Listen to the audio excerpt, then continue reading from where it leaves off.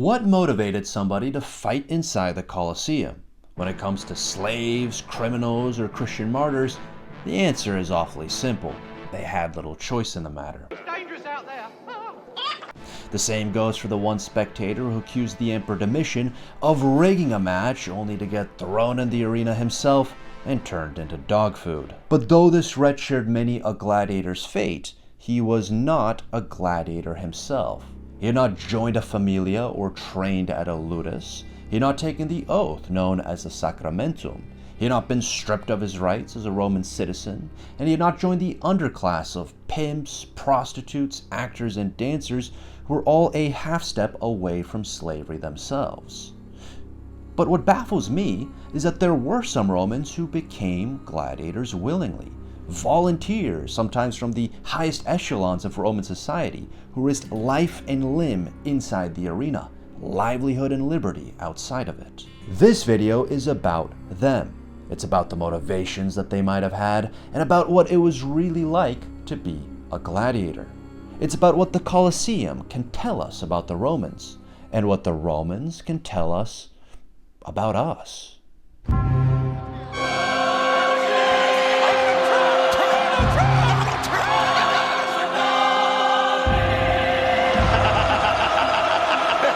He did the Trump dance. He did the Trump dance. Spinning back kick to the body. Followed by the Trump dance.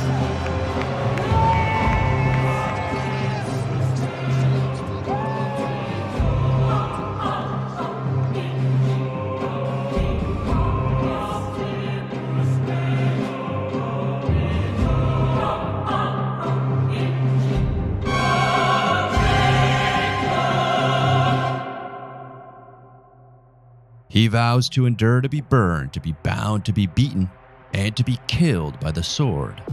So went the sacramentum, the gladiator's oath. But was this all that being a gladiator had to offer? Or was there some light at the end of the tunnel? Something more than an existence nasty, brutish, and short. Roman writers themselves were ambivalent about the topic. On one hand, they called gladiators men of the worst type, assuring us that there is no meaner condition among the people than that of the gladiator.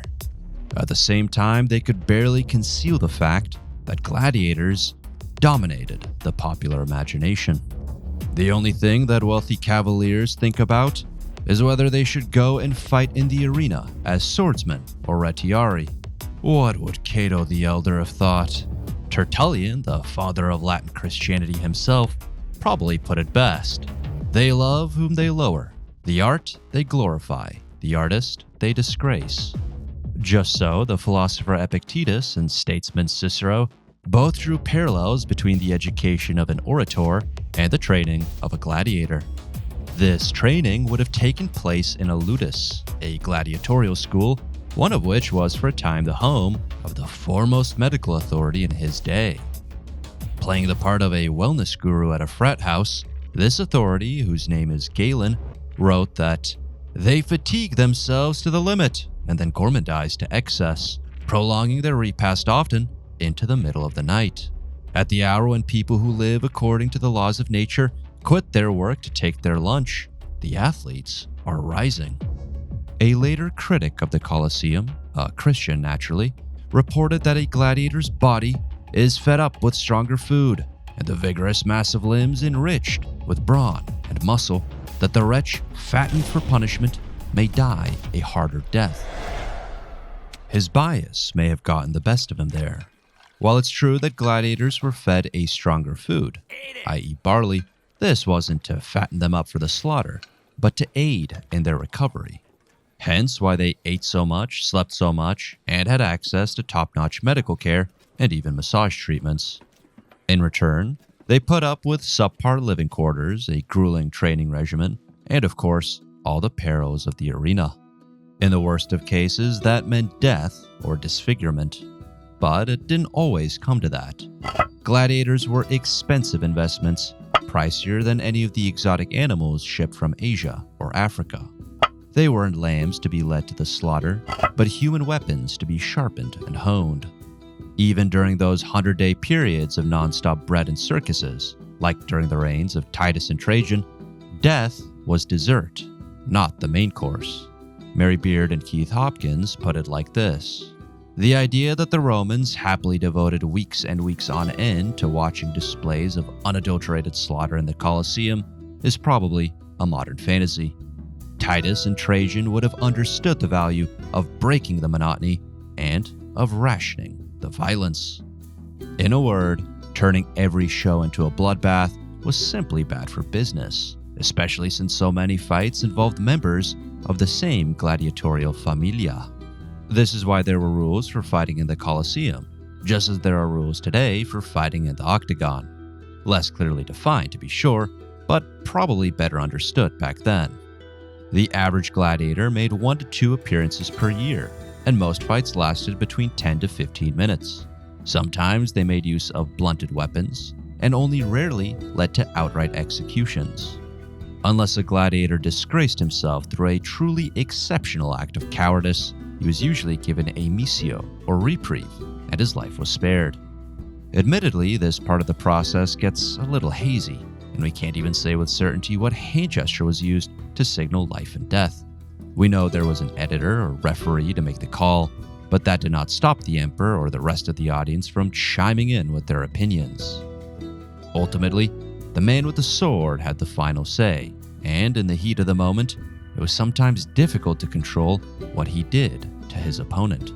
At the same time, fights without missio, that is to say fights to the death, do seem to have been uniquely bloodthirsty attractions, since they were explicitly advertised as such. Paradoxically, writes Alison Futrell, the longer one was a gladiator, the less likely was death in the arena. Experience of combat and years of training paid off in honed fighting skills, of course. Because of the audience's preference for equal matches, a veteran of 20 or 30 bouts had fewer opponents at his level. In other words, the Lindy effect.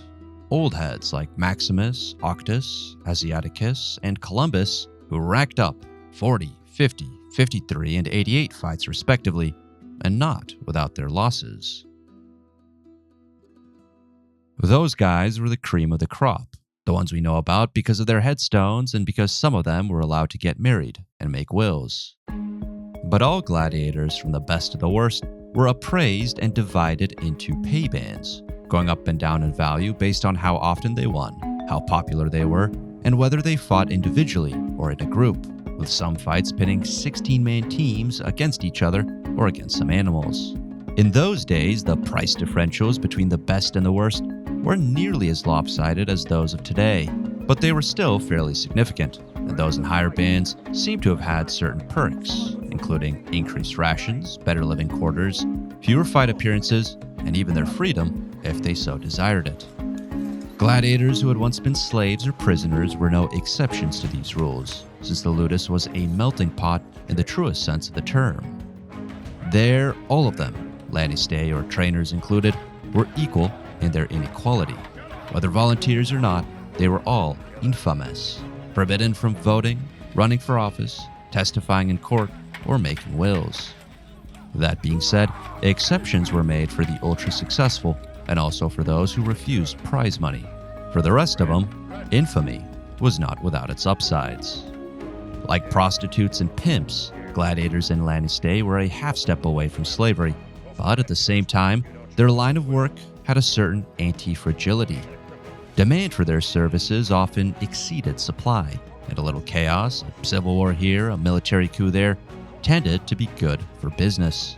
Unlike the Emperor Vespasian, who remarked that money doesn't stink, Marcus Aurelius refused money that was contaminated by the stain of human blood.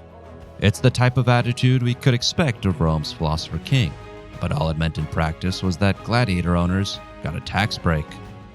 What looks at first like a principled stand was in reality a concession to the gladiatorial lobby. This because of a newly imposed price ceiling on fight appearances, a response to gladiator prices getting too high. We could discuss the economics all day long, but at this point I'd prefer to put a different question to bed. In the dark underbelly of the Roman world, where taxes were less than certain, where exactly did that leave death?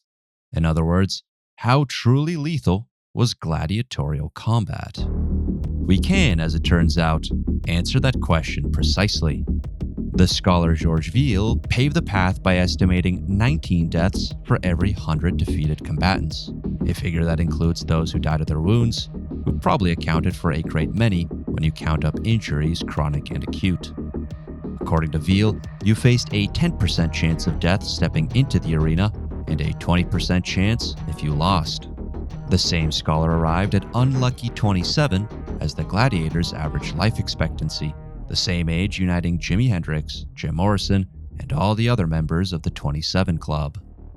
More recently, Beard and Hopkins calculated a death rate of 17% and a life expectancy of 22.5. To put things into perspective, that meant the average 17-year-old gladiator expected to live only 5.5 more years, all while his average Roman counterpart expected to live another 31 years to the comparatively ripe old age of 48. These same scholars calculated the empire-wide arena death toll and placed it at 8,000 deaths per annum, including gladiators, animal handlers, and criminals given the death penalty. Not much of a burden, one might initially think, for an empire with a total population of 50 to 60 million, but in fact equal to about 1.5% of all 20-year-old men. Seen in these terms, the death of gladiators constituted a massive drain on human resources. Gladiatorial shows were a deadly death tax. Little wonder that these shows went out of fashion as the empire stopped growing, probably becoming less and less lethal in the process. The fact of the matter is that as the empire matured, the influx of slaves slowed to a trickle, just as the floodgates of Christianity creaked open. This brings us to the burning question at last. Why do it? Why willingly sign up for something that cuts your life expectancy by more than half? According to Georges Ville, by the fall of the Republic, the majority of the gladiators were volunteers, attracted by an appetite for gain, the love of glory, the urge to test themselves at arms, and also, assuredly, by some strange character traits, a taste for killing, sadism, suicidal compulsion, and a morbid death wish. As the Romans themselves knew, appetite for material gain alone was hardly a sufficient explanation. Theirs was a tamed world, crisscrossed by roads, highways, and sea lanes, and brimming with opportunities for advancement. It was also a world at peace, at least during the Pax Romana. Sure, there were the Caledonians, Germans, and Persians, and the occasional year of civil strife, but gone was a Carthage to take the Mediterranean from. Gone was a Greece to take captive and be captivated by. Gone were the colossal struggles in which Republic metamorphosed into empire. And so, for all the promises of material advancement that this new imperial world had to offer, there were necessarily fewer opportunities for glory.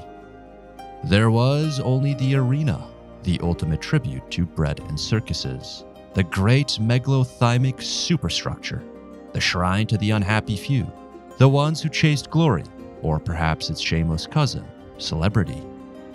On this very topic, historian Valerie M. Hope writes that these men may not have lived well, but they knew how to die well. Gladiators could be praised for their courage and noted for their fame, popularity, and sexual allure. Famous?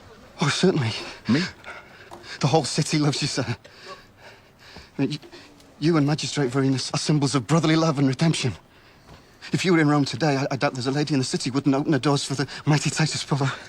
Would you let me go, please, sir? No. Images of gladiators filled people's homes to be found on mosaics and wall paintings, or adorning lamps and mirrors.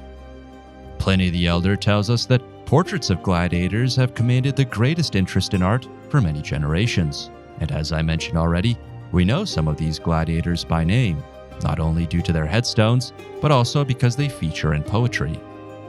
In Martial's poem about Hermes, the gladiator, not the god, he calls him the favorite fighter of the age, tempest and tremor of his school, goldmine of seatmongers, darling and distress of gladiators' women, proud with battling spear, menacing with marine trident, formidable and drooping helmet, glory of Mars universal, Hermes, all things in one, and thrice unique.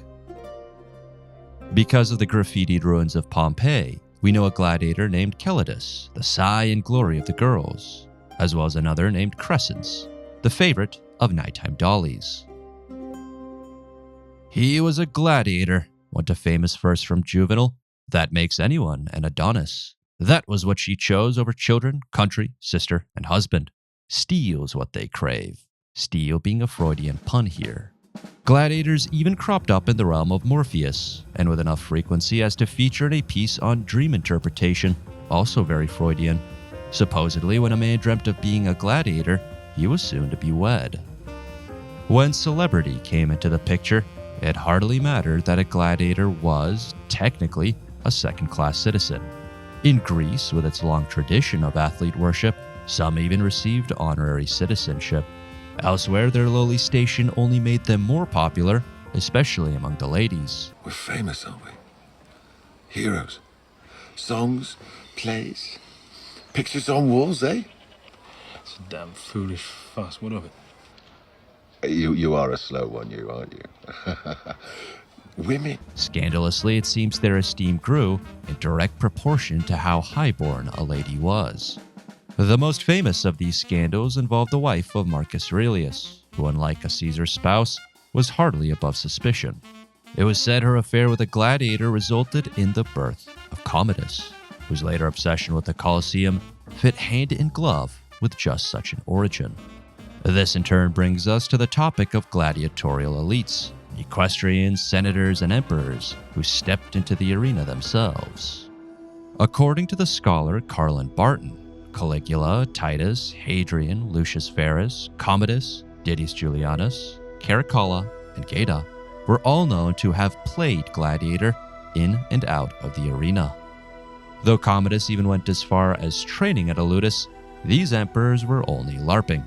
They did not live and sleep at Alutus, did not take the oath, nor risk life and limb inside the arena. But what they did risk was shame and disgrace. While all Greece honored an Olympic victor and to go on stage was held in no way shameful to them, all these things are considered by us to be infamia, humilia, and far from honorable. So why did emperors do this? That is precisely the question that Barton asks before venturing this answer.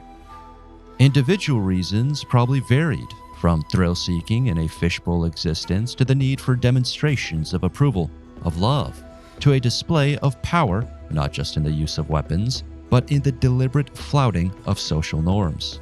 The emperor proved he was so powerful that rules no longer applied to him. For Roman elites, one rung down in the food chain, it was the same, but also different. The rules no longer applied to them either, but they had somebody to answer to, and as the empire got old, they had less and less say in who that somebody might be. This reduced elites, in the words of Epictetus, to the noblest and sleekest slavery of all. As early as 46 BC, Caesar felt it necessary to forbid aristocrats from appearing in the arena, and it's hardly a coincidence that this very measure, the first of its kind, came when Republic was turning into empire, enabling a transfer of wealth and power such as had not been seen in many centuries. Borrowing once more from Barton, this led to a topsy-turvy universe, where master was slave, virtue crime, victory defeat, peace war, brother enemy. A universe where nature's laws are reversed, where fighting in the arena ennobled rather than enslaved. Perhaps then, we should look at the Colosseum not as a monument of death, but as the last bastion of good old-fashioned Roman virtue.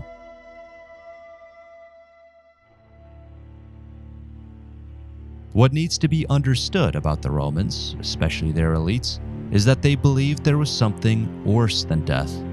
Not for them the idea that where there is life, there is hope.